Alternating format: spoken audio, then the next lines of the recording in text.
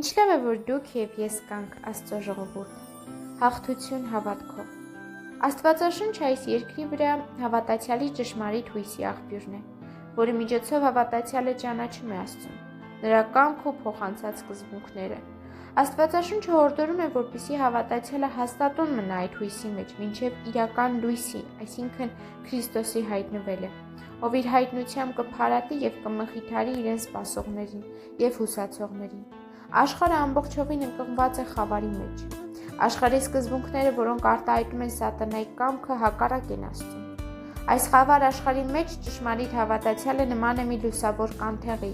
ով Աստծո խոսքի գիտությունն ունենալով իր ապրած կյանքով ու արդարության գործերով լույս է սփռում այնտեղ, որտեղ խավար է։ Այդ լույսի աղբյուրը ճշմարիտ խոսքն է։ Ինչպես գրված է 2 Պետրոսի 1:19 խոսքում, եւ մարգարեական ավելի հաստատուն խոսք ունենք, որին եթե անսանք, լավ կանենք, ինչպես մի ճրագ, որ մութ տեղում լույս է տալիս, մինչև որ օրը լուսանա եւ առավոտյան աստղը ծագի ձեր սրտերում։ Սատանայի նպատակն այն է, որ խավարի մեջ լույսի շող անգամ չթափանցի։ Նա ամեն ջանք գործադրում է, որպեսզի ամենքից գողանա լույսի աղբյուրը, որ հավատքի միջոցով վառվում է նրա սրտերում։ Սակայն հակառակ նրա կամքի Աստված իր շնորհն է ավելացնում, որով էլ հաղթում ենք խավարի գործերին։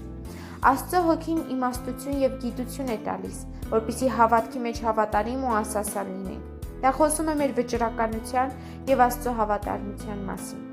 Ահա հոգևոր կյանքը եւ հավատքի համար պայքարը։ Պայքարելու ենք մինչև Տեր Հիսուսի վերադարձը կամ մինչև մեր իր մոտ մեկնելը։ Հոգևոր պայքարում հաղթում են միայն հավատարիմները ու նվիրյալները։ Ուստի եկեք հավատարիմ մնանք մինչև Քրիստոսի գալուստը։